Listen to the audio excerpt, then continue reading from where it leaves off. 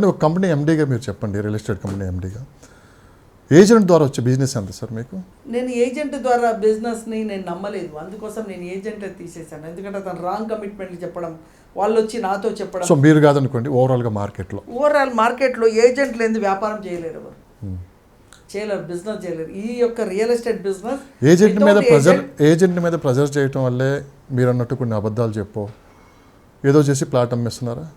తప్పదు, అది కంపెనీ యాజమాన్యం కూడా తప్పదు. వాడు వాళ్ళకి టార్గెట్లు ఇస్తాడు, అప్రిషియేషన్స్ ఇస్తాడు, బ్యాంకాక్ తీసుకుపోతా అంటాడు, లండన్ తీసుకుపోతా అంటాడు.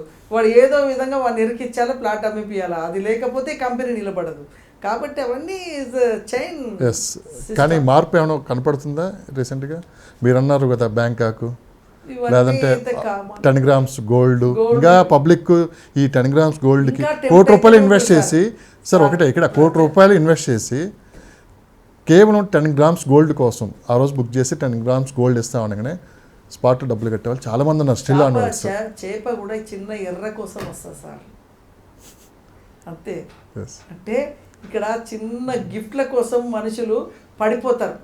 కొన్ని నిజాలు మాట్లాడుతున్నారు. చేప కూడా చిన్న ఎర్ర కోసం వస్తుంది, అది పడిపోతుంది.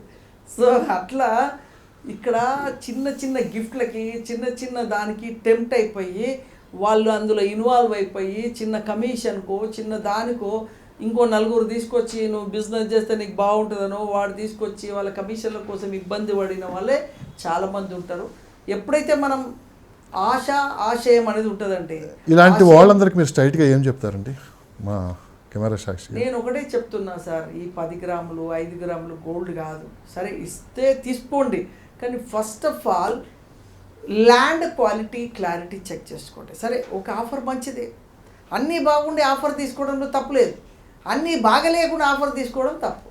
సో ఏదన్నా ఆఫర్ పెట్టినప్పుడు కూడా ఆఫర్లో ఎంతవరకు రియాలిటీ ఉంది, మనకున్న ప్రాపర్టీ మనకు సేఫ్టీయా కాదా, నిజంగా ఈ బిల్డర్ ఈ డెవలపర్ దీన్ని డెవలప్ చేస్తాడా చేయడా, రేపు మనం అమ్ముకుంటే అప్రిషియేషన్ ఉందా లేదా, లేదు ఈరోజు నేను కొన్నది రేపు అవసరానికి నాకు కావాలంటే ఈ కంపెనీ ఏమైనా సపోర్ట్ చేస్తుందా, ఇవన్నీ ఆలోచించి ముందుకెళ్ళాలి. మనం ఏదో టెంప్ట్ అయిపోయి ఎవరో నలుగురు ఫోన్ చేసిర్రు, రియాలిటీ మనము రియల్ ఎస్టేట్లో రియాలిటీకి వస్తే you are the success.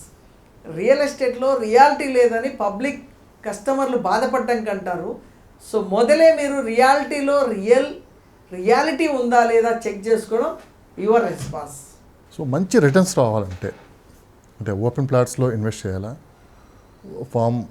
Form plots ఉన్నాయి, ఫామ్ ల్యాండ్స్ ఉన్నాయి, అక్కడ ఇన్వెస్ట్ చేయాలా, లేకుంటే ఏదైనా ఒక అపార్ట్మెంట్ తీసుకొని అపార్ట్మెంట్ మీద అప్రిషియేషన్. కానీ చాలామంది ఇప్పుడు మంచి రిటర్న్స్ కోసమే చూస్తున్నారు.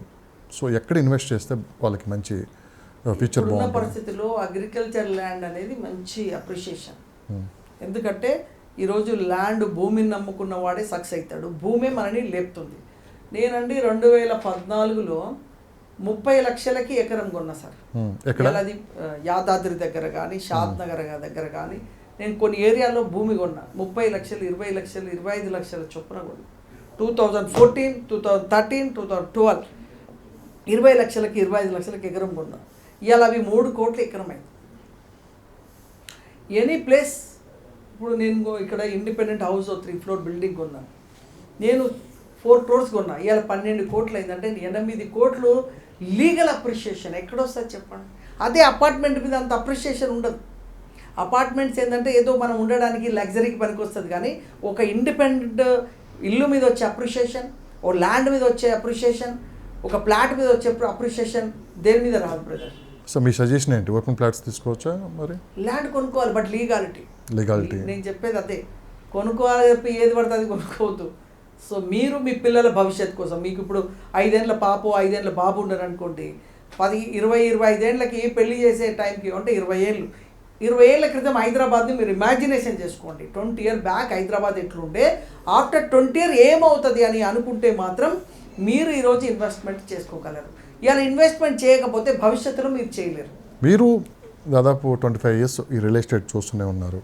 మీరు ఎప్పుడైనా బాధపడిన సందర్భాలు ఉన్నాయా? సో ఈ ప్లేస్లో నేను కొనలేకపోయాను, ఆ రోజు చాలా తక్కువ రేట్లు ఉన్నాయి, హైటెక్ సిటీ కావచ్చు, ఆ రోజు ఊరు చివర కూకట్పల్లి కావచ్చు. కరెక్ట్ గుర్తు చేశారు. పరచు బ్రదర్స్ మన వీళ్ళందరూ కలిసి మాదాపూర్లో 500 రూపాయలకి గజం కొన్నారు. ఆ టైం 500 రూపాయలు. పరచు బ్రదర్స్ వీళ్ళందరూ కొన్నారు. ఆ టైంలో నాకు కూడా చెప్పారు. నేను వెళ్ళినప్పుడు అక్కడ మాతాపూర్లోనే కావూర్ హిల్స్ ఆ ఏరియాలో అండి 500 రూపీస్ పర్ యార్డ్ కొన్నాను. కొన్న తర్వాత అప్పుడు నాకు తెలిసి పర్చూరు వాళ్ళు కొన్నారు, వీళ్ళు కొన్నారు, వాళ్ళు కొన్నారు అనగా నేను కూడా వెళ్ళిన తర్వాత నా ఫ్రెండ్ ఒక అతను ఉండి, సార్ ఇగో ఈ బిట్టు కొనండి సార్ 500 రూపీస్ చెప్తున్నారు, 500 గజాలు అన్నారు. అంటే నేనేం చేశానంటే అప్పుడు 500 రూపీస్, అప్పుడంటే 500 అంటే చాలా ఎక్కువ ఆ రోజుల్లో. అంటే మేము ఇక్కడ అప్పటికి మాదాపూర్ అడవి ఇదంతా ఉంది సార్, సిటీలో లేదు అంత రేట్. అప్పుడు మాదాపూర్ అడవి అప్పటికి. అవు మరి యూసుఫ్ కూడా పొలాలు ఉన్నాయి. నేను పొలాలు నేను చూసింది, ఇదంతా పొలాలే. అది యూసుఫ్ కూడా అదంతా పొలాలు. 2003-4లో అవన్నీ నేను చూసిన పొలాలు. అంతకన్నా ముందు పంజాగుట్టలో కూడా పొలాలు ఉన్నాయి. సో యూసుఫ్లో నేను చూసిన స్వయంగా పొలాలని. కూకట్పల్లిలో పొలాలు చూసాం మనం. పంటలు పండిస్తున్నారు. యూసుఫ్లో నేను చూశాను పొలాలని. మా మాదాపూర్ అదంతా అడవి అప్పుడు. ఇప్పుడు మనం చెప్తున్న RRR దగ్గర చెప్తున్నాం చూడండి, ఆ రోజు మాదాపూర్ కానీ ఇవన్నీ రాళ్ళు ఉండేది, ఇంత పెద్ద రోడ్లు లేవు. మేము ఫిలిం నగర్కి జూబ్లీ హిల్స్ రావాలంటే 100 స్పీడ్లు వచ్చినా నాన్ స్టాప్ అట్లా వచ్చేది. ఖాళీగా ఉండేది రోడ్లు ఆ రోజుల్లో. సో ఈ రోజు వేరు. సో నేను 500 అన్నప్పుడు కొనాలనుకొని ఏం చేసినాను, ఈరోజు వెళ్ళి మాట్లాడినా ఓనర్తో. మాట్లాడి నేను వచ్చి అమౌంట్ అరేంజ్ చేసుకొని మళ్ళీ ఒక వీక్ డేస్ పోగానే, సార్ అది ల్యాండ్ ఉంది అది ఎప్పుడు అమ్మేసినాం సార్ అని ఈ రోడ్డు వదిలేసి 3వ లైన్లో 750 చెప్పిండు. 500 ముందలది ఉండే ఇది కూడా సార్, ఇది సాయంత్రం పార్టీ వస్తానని.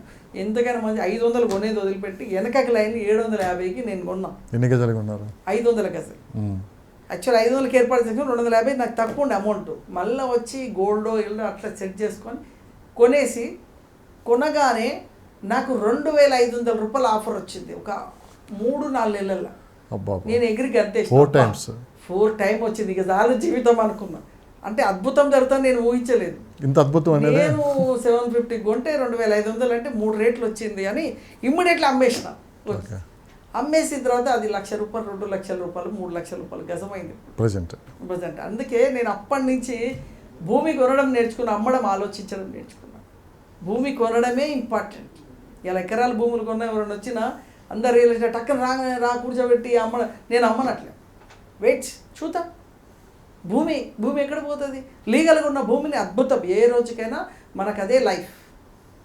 శోభన్ బాబు గారు చెప్పినా, మురళీమోహన్ గారు చెప్పినా, మళ్ళీ నేను సాయి వెంకట్ గారు చెప్పిన, భూమిని నమ్ముకున్నవాడు మాత్రమే డెవలప్ అవుతాడు.